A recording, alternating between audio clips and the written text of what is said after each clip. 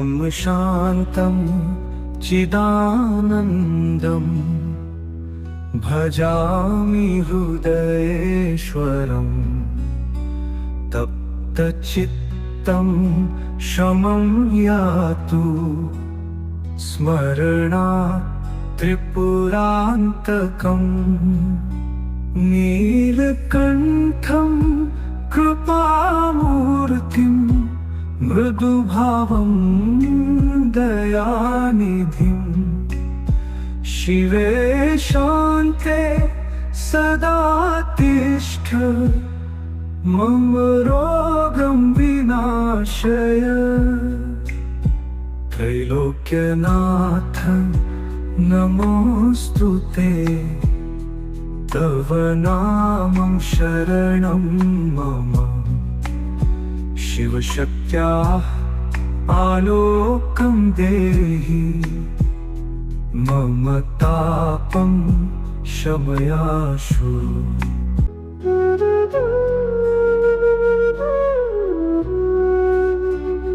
शिवं शान्तं चिदानन्दं भजामि हृदयेश्वरं तप्तचित्तं शमं यातु स्मरणात् त्रिपुरान्तकम् नीलकण्ठं कृपामूर्तिं मृदुभावं दयानिधिं शिवे शान्ते सदा तिष्ठ मम रोगं विनाशय त्रैलोक्यनाथ नमोऽस्तुते तव नामं शरणं मम शिवशक्त्याः आलोकं देहि मम तापं शमयाशु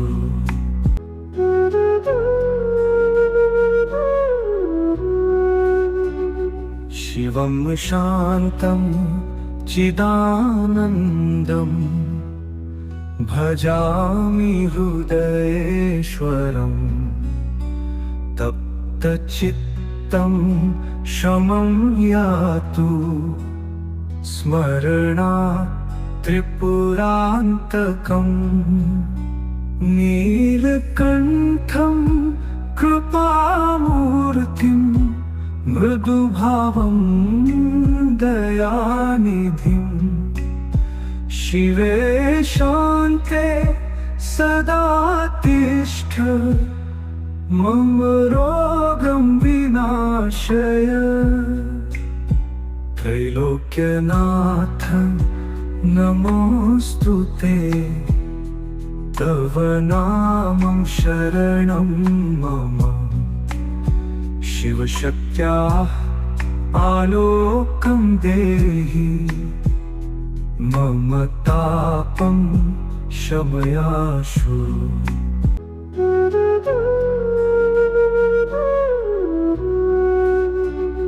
शिवं शान्तं चिदानन्दं भजामि हृदयेश्वरं तप्तचित्तं शमं यातु स्मरणात् त्रिपुरान्तकम् नीलकण्ठं कृपामूर्तिं मृदुभावं दयानिधिं शिवे शान्ते सदा तिष्ठ मम रोगं विनाशय त्रैलोक्यनाथ नमोऽस्तुते तव नामं शरणं मम शिवशक्त्याः आलोकं देहि मम तापं शमयाशु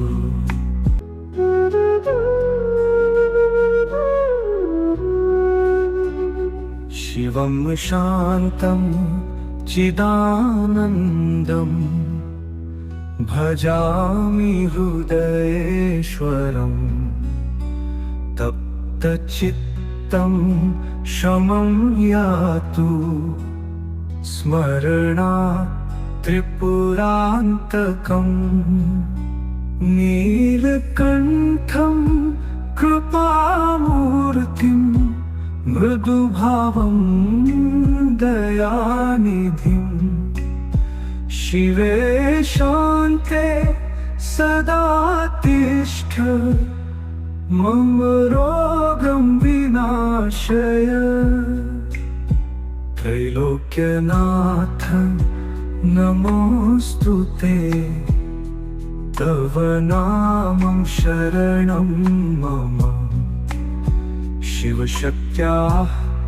आलोकं देहि मम तापं शमयाशु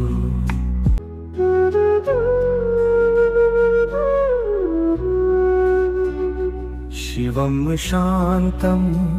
चिदानन्दं भजामि हृदयेश्वरं तप्तचित्तं शमं यातु स्मरणात् त्रिपुरान्तकम् नीलकण्ठं कृपामूर्तिं मृदुभावं दयानिधिं शिवे शान्ते सदा तिष्ठ मम रोगं विनाशय त्रैलोक्यनाथ नमोऽस्तु ते तव नामं शरणं मम शिवशक्त्याः आलोकं देहि मम तापं शमयाशु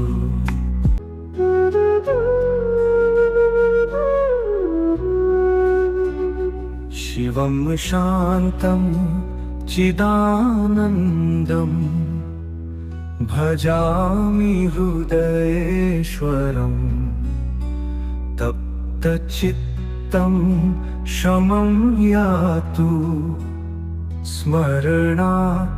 त्रिपुरान्तकम् नीलकण्ठं कृपामूर्तिं मृदुभावं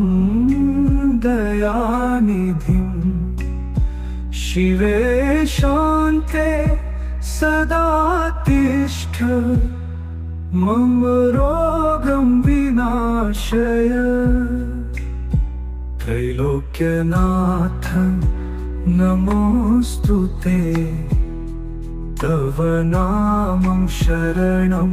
मम शिवशक्त्याः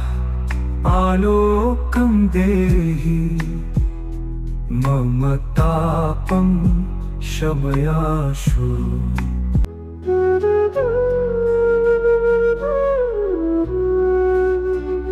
शिवं शान्तं चिदानन्दं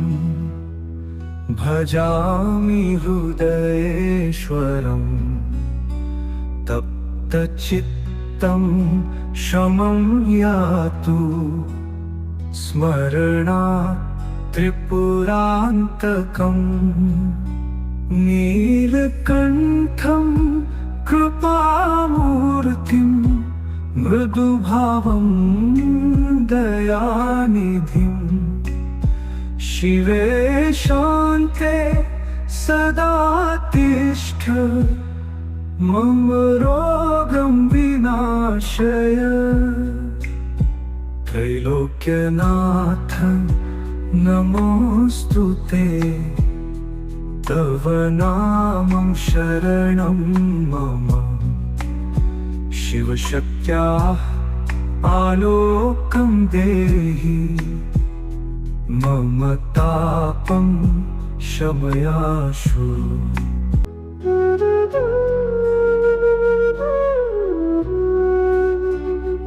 शिवं शान्तं चिदानन्दं भजामि हृदयेश्वरं तप्तचित्तं शमं यातु स्मरणात् त्रिपुरान्तकम् नीलकण्ठं कृपामूर्तिं मृदुभावं दयानिधिं शिवे शान्ते सदा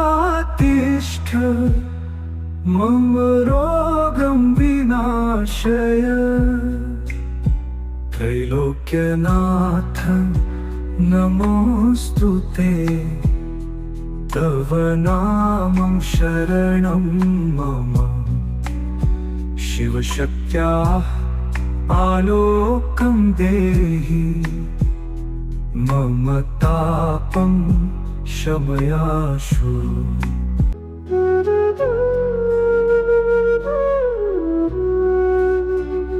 शिवं शान्तं चिदानन्दं भजामि हृदयेश्वरं तप्तचित्तं शमं यातु स्मरणात् त्रिपुरान्तकम् नीलकण्ठं कृपामूर्तिं मृदुभावं दयानिधिं शिवे शान्ते सदा तिष्ठ मम रोगं विनाशय त्रैलोक्यनाथ नमोऽस्तुते तव नामं शरणं मम शिवशक्त्याः आलोकं देहि मम तापं शमयाशु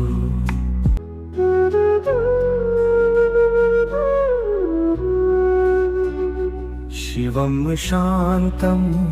चिदानन्दं भजामि हृदयेश्वरं तप्तचित्तं शमं यातु स्मरणात् त्रिपुरान्तकम् नीलकण्ठं कृपामूर्तिं मृदुभावं दयानिधिं शिवे शान्ते सदा तिष्ठ मम रोगं विनाशय त्रैलोक्यनाथ नमोऽस्तुते तव नामं शरणं मम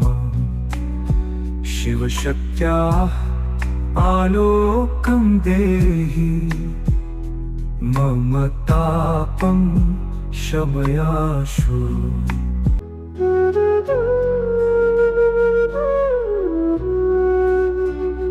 शिवं शान्तं चिदानन्दं भजामि हृदयेश्वरं तप्तचित्तं शमं यातु स्मरणात् त्रिपुरान्तकम् नीलकण्ठं कृपामूर्तिं मृदुभावं दयानिधिं शिवे शान्ते सदा तिष्ठ मम रोगं विनाशय त्रैलोक्यनाथ नमोऽस्तुते तव नामं शरणं मम शिवशक्त्याः आलोकं देहि मम तापं शमयाशु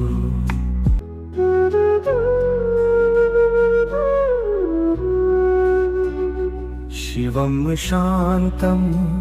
चिदानन्दं भजामि हृदयेश्वरं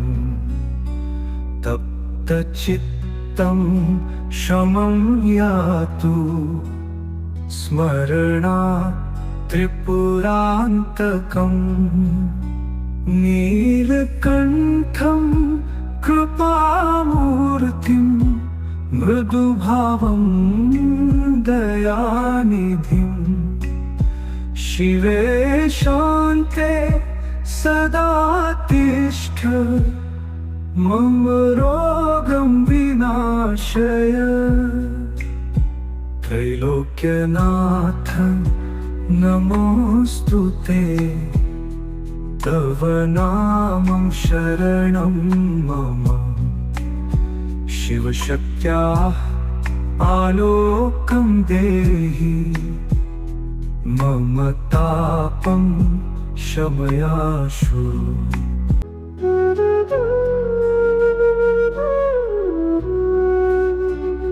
शिवं शान्तं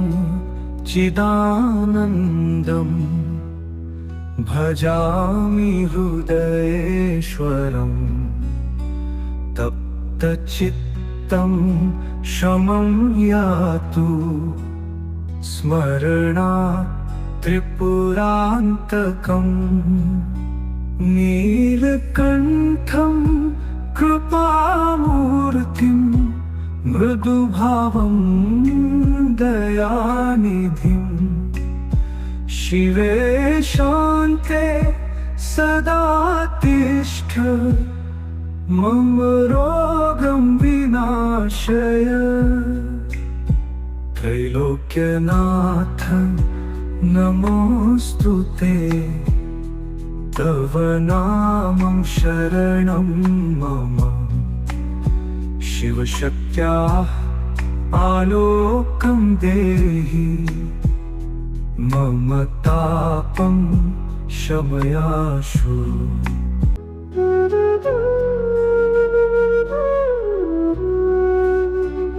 शिवं शान्तं चिदानन्दं भजामि हृदयेश्वरं तप्तचित्तं शमं यातु स्मरणात् त्रिपुरान्तकम् नीलकण्ठं कृपामूर्तिं मृदुभावं दयानिधिं शिवे शान्ते सदा तिष्ठ मम रोगं विनाशय त्रैलोक्यनाथ नमोऽस्तु ते तव नामं शरणं मम शिवशक्त्याः आलोकं देहि मम तापं शमयाशु शिवं शान्तं चिदानन्दं भजामि हृदयेश्वरं तप्तचित्तं शमं यातु स्मरणात् त्रिपुरान्तकम् नीलकण्ठं कृपामूर्तिं मृदुभावं दयानिधिं शिवे शान्ते सदा तिष्ठ मम रोगं विनाशय त्रैलोक्यनाथ नमोऽस्तु ते तव नामं शरणं मम शिवशक्त्याः आलोकं देहि मम तापं शमयाशु शिवं शान्तं चिदानन्दं भजामि हृदयेश्वरं तप्तचित्तं शमं यातु स्मरणात् त्रिपुरान्तकम् नीलकण्ठं कृपामूर्तिं मृदुभावं दयानिधिं शिवे शान्ते सदा तिष्ठ मम रोगं विनाशय त्रैलोक्यनाथ नमोऽस्तु ते तव नामं शरणं मम शिवशक्त्याः आलोकं देहि मम तापं शमयाशु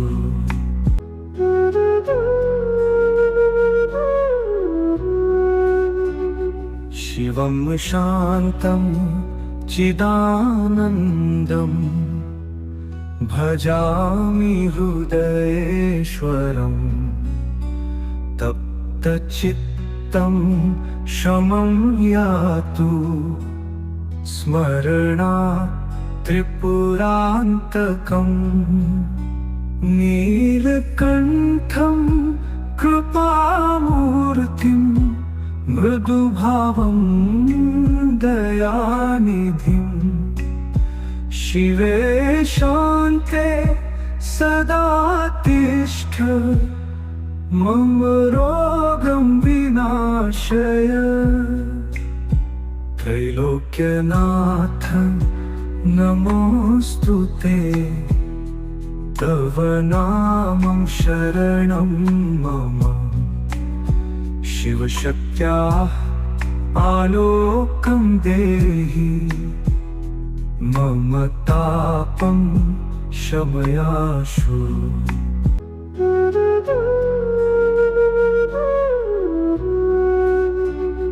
शिवं शान्तं चिदानन्दं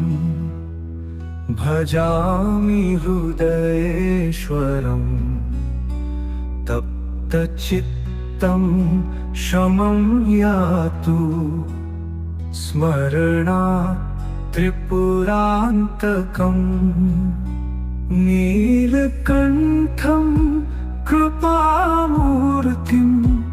मृदुभावं दयानिधिं शिवे शान्ते सदा तिष्ठ मम रोगं विनाशय त्रैलोक्यनाथ नमोऽस्तुते तव नामं शरणं मम शिवशक्त्याः आलोकं देहि मम तापं शमयाशु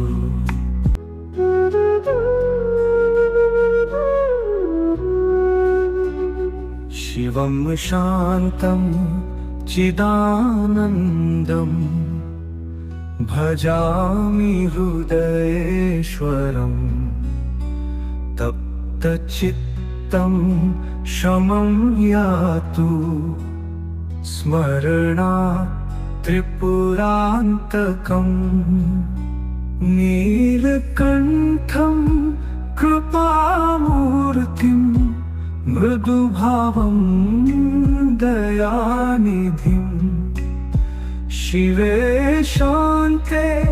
सदा तिष्ठ मम रोगं विनाशय त्रैलोक्यनाथ नमोऽस्तुते तव नामं शरणं मम शिवशक्त्याः आलोकं देहि मम तापं शमयाशु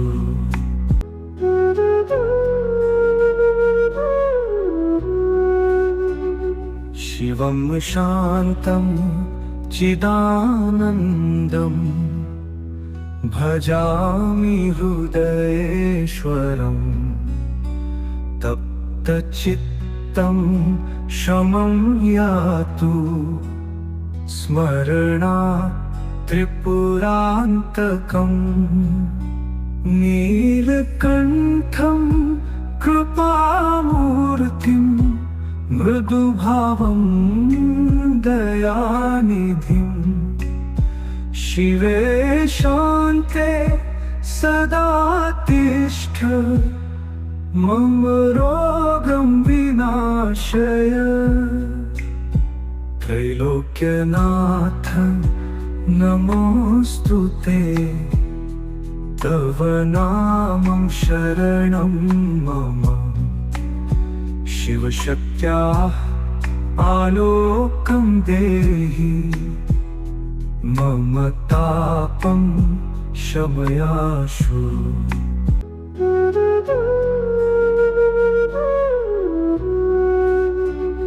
शिवं शिवं शान्तं चिदानन्दं भजामि हृदयेश्वरं तप्तचित्तं शमं यातु स्मरणात् त्रिपुरान्तकम् नीलकण्ठं कृपामूर्तिं मृदुभावं दयानिधिं शिवे शान्ते सदा तिष्ठ मम रोगं विनाशय त्रैलोक्यनाथ नमोऽस्तुते तव नामं शरणं मम शिवशक्त्याः आलोकं देहि मम तापं शमयाशु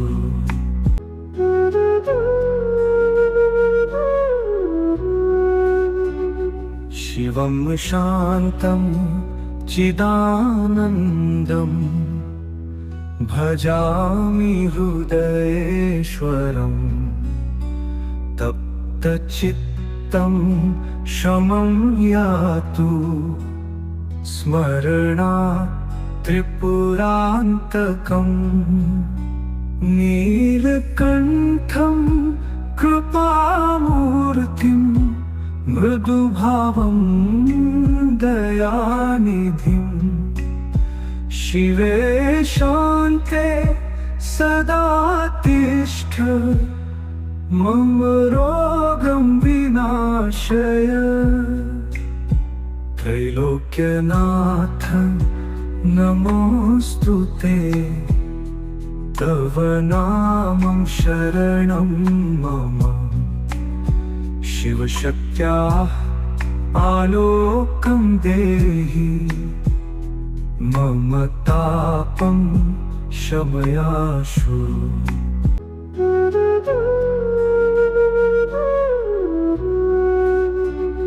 शिवं शान्तं चिदानन्दं भजामि हृदयेश्वरं तप्तचित्तं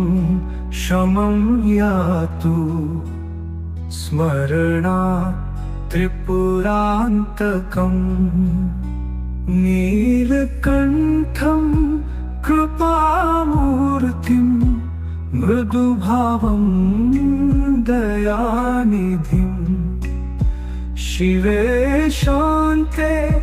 सदा तिष्ठ मम रोगं विनाशय त्रैलोक्यनाथ नमोऽस्तुते तव नामं शरणं मम शिवशक्त्याः आलोकं देहि मम तापं शमयाशु शिवं शान्तं चिदानन्दं भजामि हृदयेश्वरं तप्तचित्तं शमं यातु स्मरणात् त्रिपुरान्तकम् नीलकण्ठं कृपामूर्तिं मृदुभावं दयानिधिं शिवे शान्ते सदा तिष्ठ मम रोगं विनाशय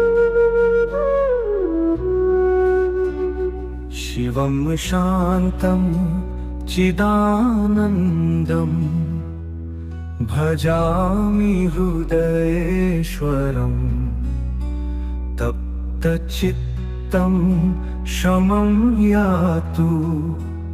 स्मरणात् त्रिपुरान्तकम्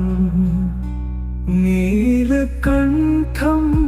कृपामूर्तिं मृदुभावं दयानिधिं शिवे शान्ते सदा तिष्ठ मम रोगं विनाशय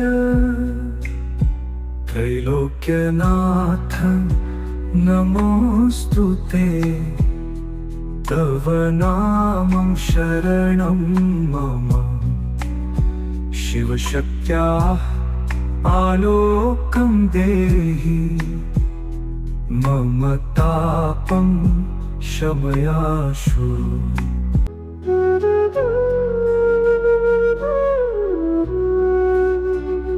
शिवं शिवं शान्तं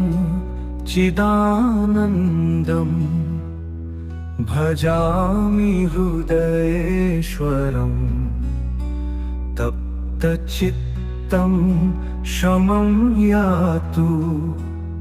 स्मरणात् त्रिपुरान्तकम् नीलकण्ठं कृपामूर्तिं मृदुभावं दयानिधिं शिवे शान्ते सदा तिष्ठ मम रोगं विनाशय त्रैलोक्यनाथ नमोऽस्तुते तव नामं शरणं मम शिवशक्त्याः आलोकं देहि मम तापं शमयाशु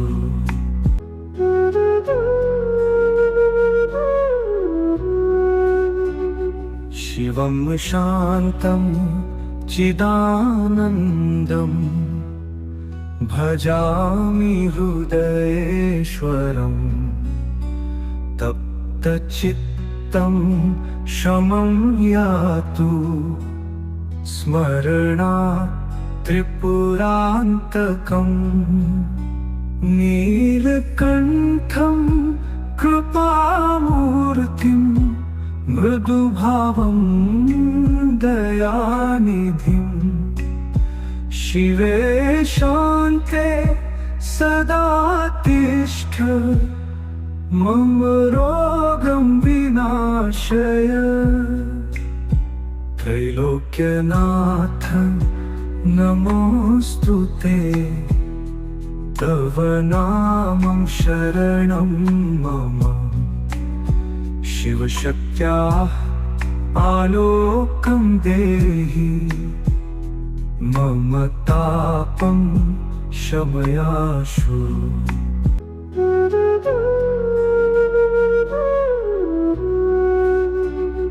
शिवं शान्तं चिदानन्दं भजामि हृदयेश्वरं तप्तचित्तं शमं यातु स्मरणात् त्रिपुरान्तकम् नीलकण्ठं कृपामूर्तिं मृदुभावं दयानिधिं शिवे शान्ते सदा तिष्ठ मम रोगं विनाशय त्रैलोक्यनाथ नमोऽस्तुते तव नामं शरणं मम शिवशक्त्याः आलोकं देहि मम तापं शमयाशु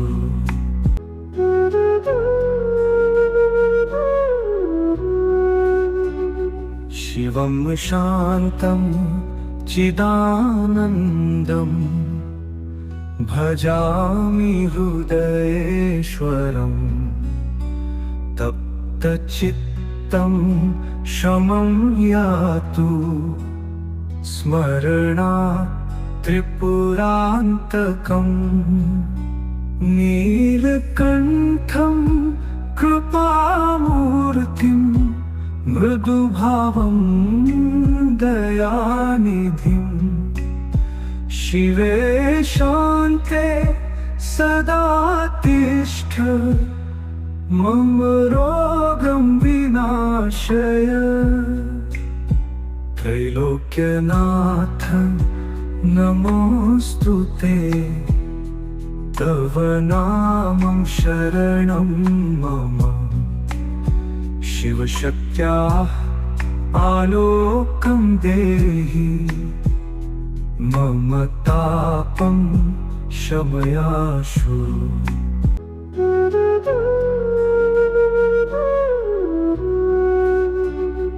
शिवं शान्तं चिदानन्दं भजामि हृदयेश्वरं तप्तचित्तं शमं यातु स्मरणात् त्रिपुरान्तकम् नीलकण्ठं कृपामूर्तिं मृदुभावं दयानिधिं शिवे शान्ते सदा तिष्ठ मम रोगं विनाशय त्रैलोक्यनाथ नमोऽस्तु ते तव नामं शरणं मम शिवशक्त्याः आलोकं देहि मम तापं शमयाशु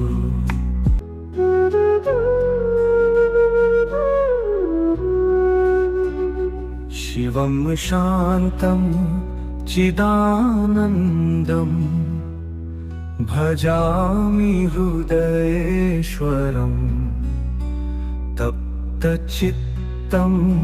शमं यातु स्मरणात् त्रिपुरान्तकम् नीलकण्ठं कृपामूर्तिं मृदुभावं दयानिधिं शिवे शान्ते सदा तिष्ठ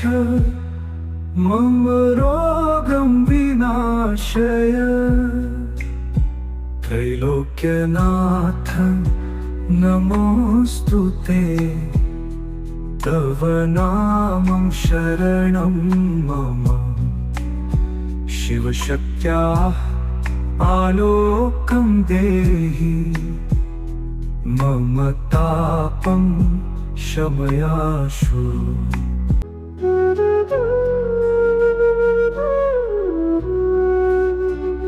शिवं शान्तं चिदानन्दं भजामि हृदयेश्वरं तप्तचित्तं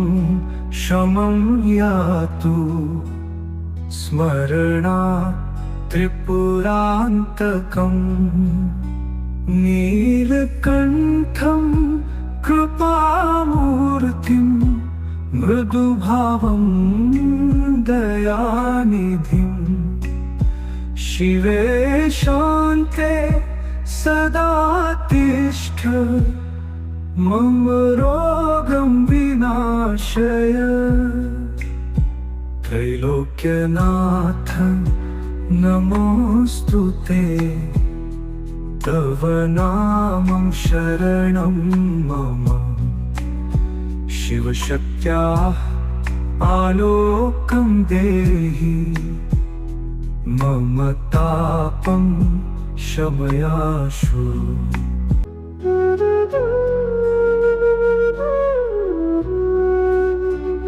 शिवं शान्तं चिदानन्दं भजामि हृदयेश्वरं तप्तचित्तं शमं यातु स्मरणात् त्रिपुरान्तकम् नीलकण्ठं कृपामूर्तिं मृदुभावं दयानिधिं शिवे शान्ते सदा तिष्ठ मम रोगं विनाशय त्रैलोक्यनाथ नमोऽस्तु ते तव नामं शरणं मम शिवशक्त्याः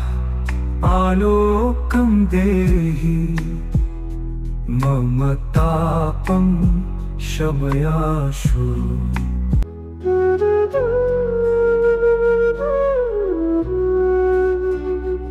शिवं शान्तं चिदानन्दं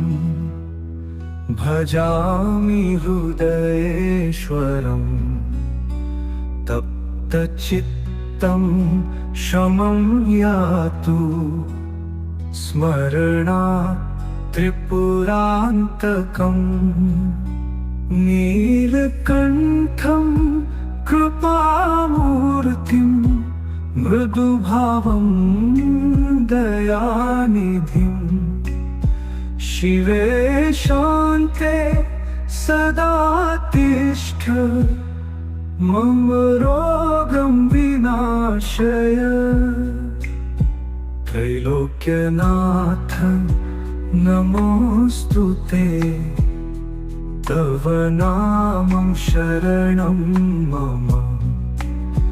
शिवशक्त्याः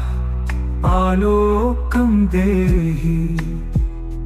मम तापं शमयाशु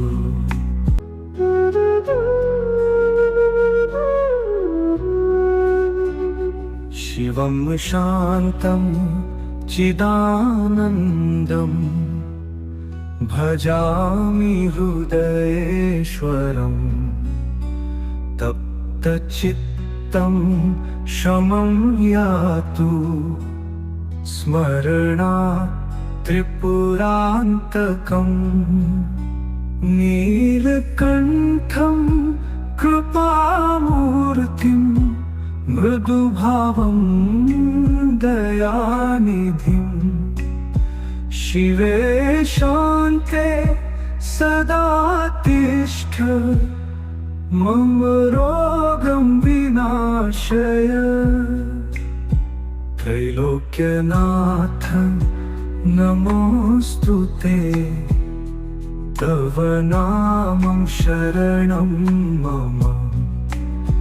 शिवशक्त्याः आलोकं देहि मम तापं शमयाशु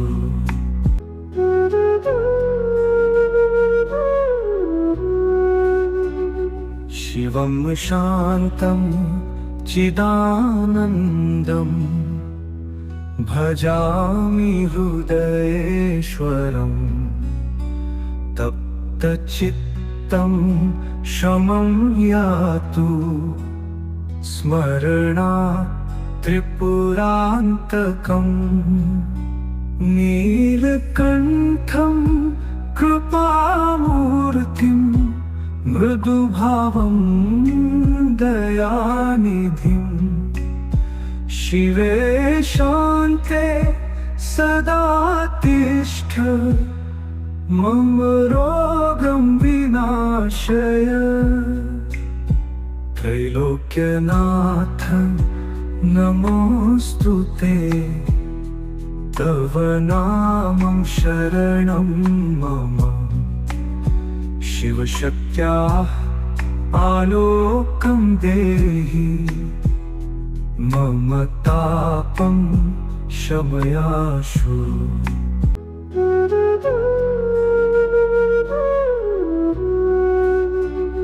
शिवं शान्तं चिदानन्दं भजामि हृदयेश्वरं तप्तचित्तं शमं यातु स्मरणात् त्रिपुरान्तकम् नीलकण्ठं कृपामूर्तिं मृदुभावं दयानिधिं शिवे शान्ते सदा तिष्ठ मम रोगं विनाशय त्रैलोक्यनाथ नमोऽस्तुते तव नामं शरणं मम शिवशक्त्याः आलोकं देहि मम तापं शमयाशु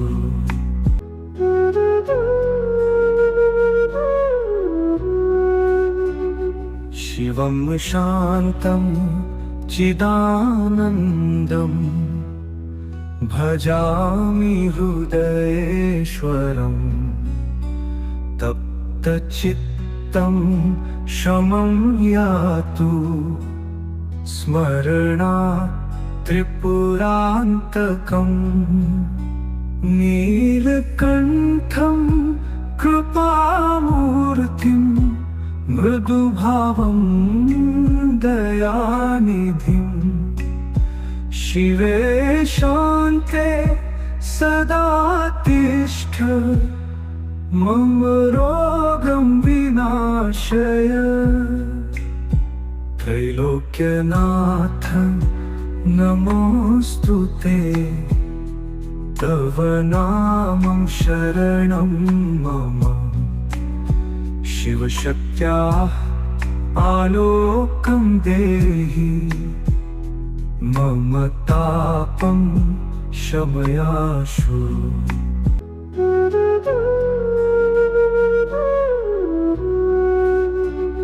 शिवं शान्तं चिदानन्दं भजामि हृदयेश्वरं तप्तचित्तं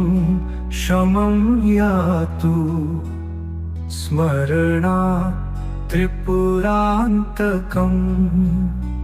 नीलकण्ठं कृपामूर्तिं मृदुभावं दयानिधिं शिवे शान्ते सदा तिष्ठ मम रोगं विनाशय त्रैलोक्यनाथ नमोऽस्तु ते तव नामं शरणं मम शिवशक्त्याः आलोकं देहि मम तापं शमयाशु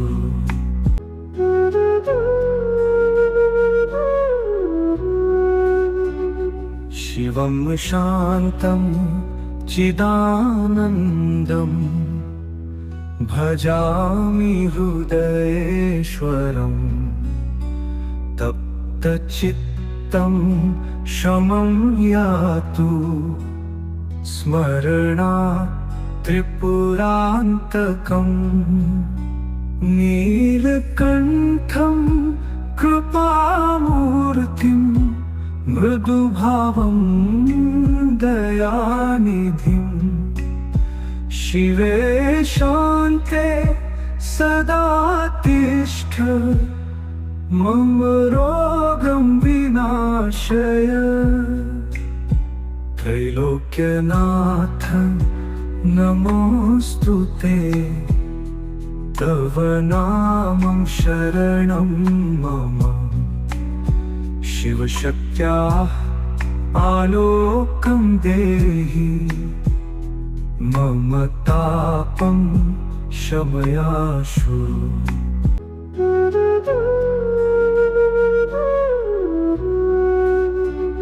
शिवं शान्तं चिदानन्दं भजामि हृदयेश्वरं तप्तचित्तं शमं यातु स्मरणात्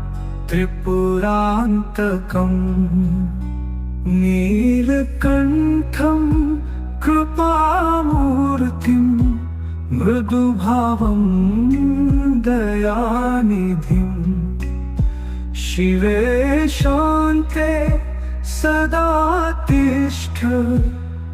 मम रोगं विनाशय त्रैलोक्यनाथ नमोऽस्तु ते तव नामं शरणं मम शिवशक्त्याः आलोकं देहि मम तापं शमयाशु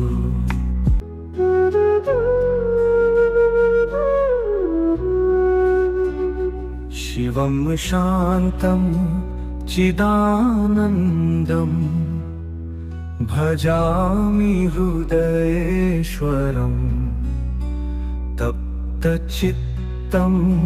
शमं यातु स्मरणात् त्रिपुरान्तकम्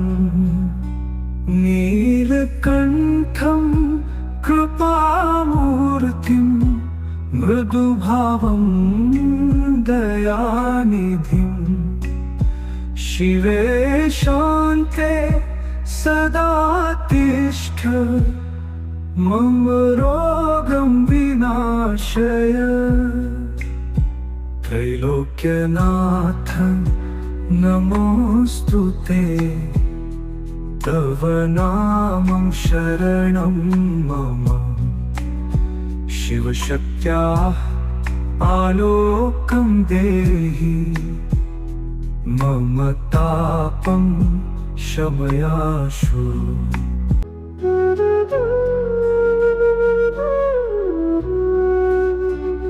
शिवं शान्तं चिदानन्दं भजामि हृदयेश्वरं तप्तचित्तं शमं यातु स्मरणात् त्रिपुरान्तकम् नीलकण्ठं कृपामूर्तिं मृदुभावं दयानिधिं शिवे शान्ते सदा तिष्ठ मम रोगं विनाशय त्रैलोक्यनाथ नमोऽस्तुते तव नामं शरणं मम शिवशक्त्याः आलोकं देहि मम तापं शमयाशु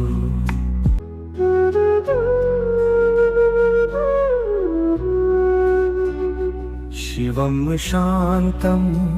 चिदानन्दं भजामि हृदयेश्वरं तप्तचित्तं शमं यातु स्मरणात् त्रिपुरान्तकम् नीलकण्ठं कृपामूर्तिं मृदुभावं दयानिधिं शिवे शान्ते सदा तिष्ठ मम रोगं विनाशय त्रैलोक्यनाथ नमोऽस्तुते तव नामं शरणं मम शिवशक्त्याः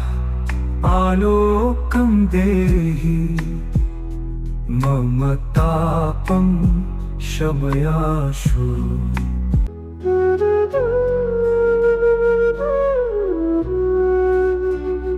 शिवं शान्तं चिदानन्दं भजामि हृदयेश्वरं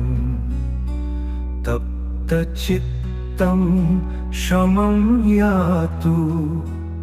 स्मरणात् त्रिपुरान्तकम् नीलकण्ठं कृपामूर्तिं मृदुभावं दयानिधिं शिवे शान्ते सदा तिष्ठ मम रोगं विनाशय त्रैलोक्यनाथ नमोऽस्तुते तव नामं शरणं मम शिवशक्त्याः आलोकं देहि मम तापं शमयाशु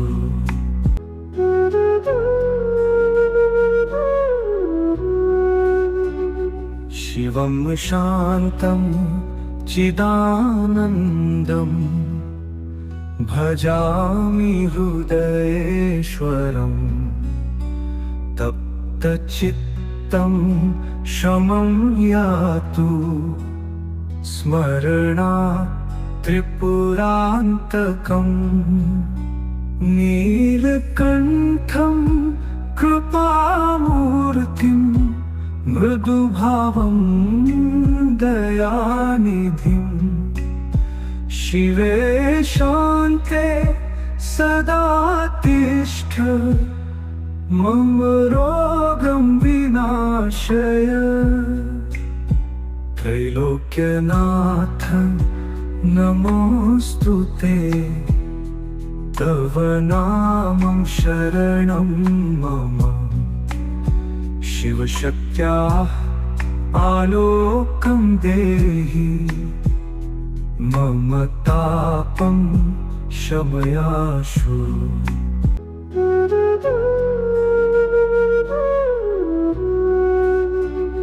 शिवं शान्तं चिदानन्दं भजामि हृदयेश्वरं तप्तचित्तं शमं यातु स्मरणात् त्रिपुरान्तकम् नीलकण्ठं कृपामूर्तिं मृदुभावं दयानिधिं शिवे शान्ते सदा तिष्ठ मम रोगं विनाशय त्रैलोक्यनाथ नमोऽस्तु ते तव नामं शरणं मम शिवशक्त्याः आलोकं देहि मम तापं शमयाशु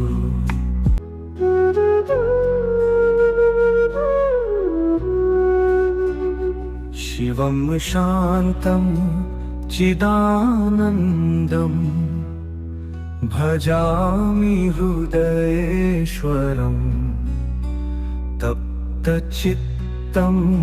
शमं यातु स्मरणात् त्रिपुरान्तकम् नीलकण्ठं कृपामूर्तिं मृदुभावं दयानिधिं शिवे शान्ते सदा तिष्ठ मम रोगं विनाशय त्रैलोक्यनाथ नमोऽस्तु ते तव नामं शरणं मम शिवशक्त्याः आलोकं देहि मम तापं शमयाशु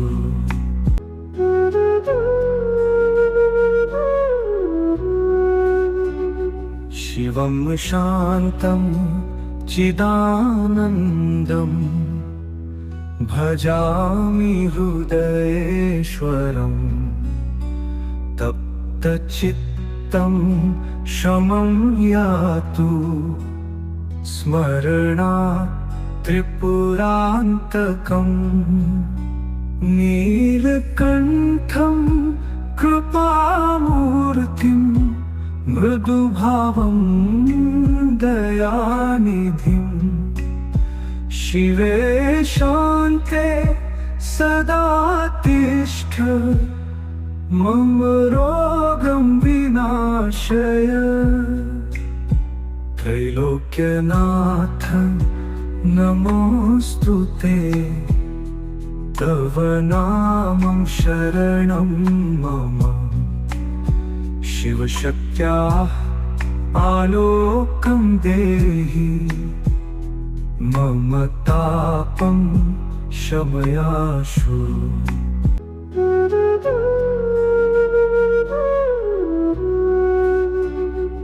शिवं शान्तं चिदानन्दम् भजामि हृदयेश्वरम् तप्तचित्तं शमं यातु स्मरणात् त्रिपुरान्तकम् नीलकण्ठं कृपामूर्तिं मृदुभावं दयानिधिं शिवे शान्ते सदा तिष्ठ मम रोगं विनाशय त्रैलोक्यनाथ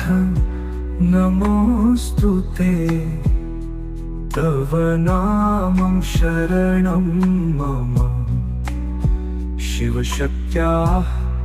आलोकं देहि मम तापं शमयाशु।